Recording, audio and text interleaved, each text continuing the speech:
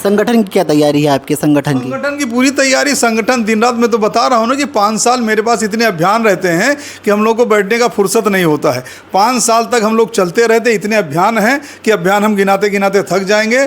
और इतनी योजनाएं हैं, योजनाएं भी पहुंचाते हैं और बयान भी लेकर के जाते हैं। जनता के बीच हम लोग परमानेंट रहते हैं, कभी जनता से अलग रहते नहीं हैं। नहीं, हम ज़मीन पे थे, लोगों से बातें कर रहे थे तो लोगों की शिकायतें आ रही थी कि मोदी जी ने 30 लाख रोज़गार का वादा किया था, रोज़गार में फ्लॉप नज़र आ रहे हैं, महंगाई बहुत बढ़ गई है, 400 का सिलेंडर 1100 रुपये में बिक रहा है।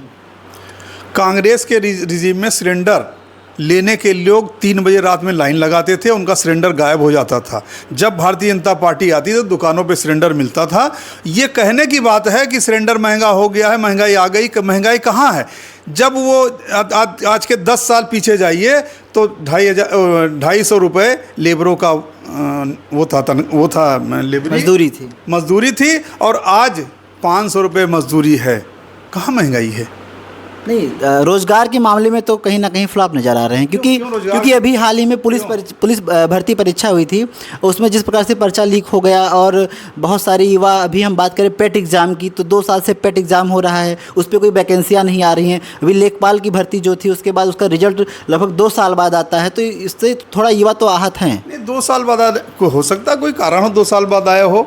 और रही बात, सरकार के हाथ में तो शासन है, सरकार उस पर त्वरित निर्णय ले सकती है, इतनी क्षमता है, क्योंकि पूर्ण बहुमत में आपकी सरकार है। उसके लिए आयोग बनाया गया है, आयोग उसका डिसीजन लेती है।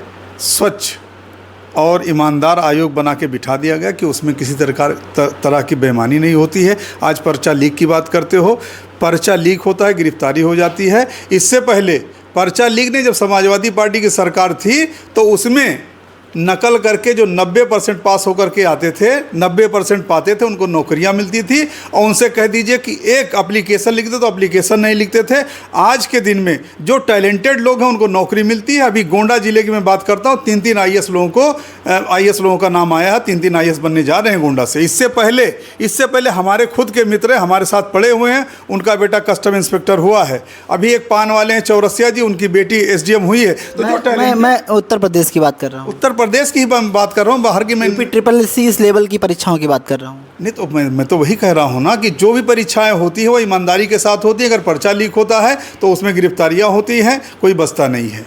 चलिए, आप ये बता दीजिए कि क्या मोदी जी 400 का वादा कर रहे हैं, आप क्या बता रहे हैं? आपके हिसाब किताब से कितनी सीटें तक निकल सकती हैं भारतीय जनता पार्टी की?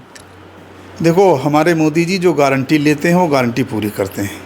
उन्होंने 400 का वादा किया है तो मैं उनके साथ खड़ा हूँ। मैं अपनी सीट जिता कर दूंगा, उस 400 में हमारी सीट भी शामिल होगी। नहीं, आप दोनों लोकसभा जीत रहे हैं? बिल्कुल जीत रहे हैं, 100%। चलिए, आप हमसे जुड़े, आपका बहुत बहुत धन्यवाद।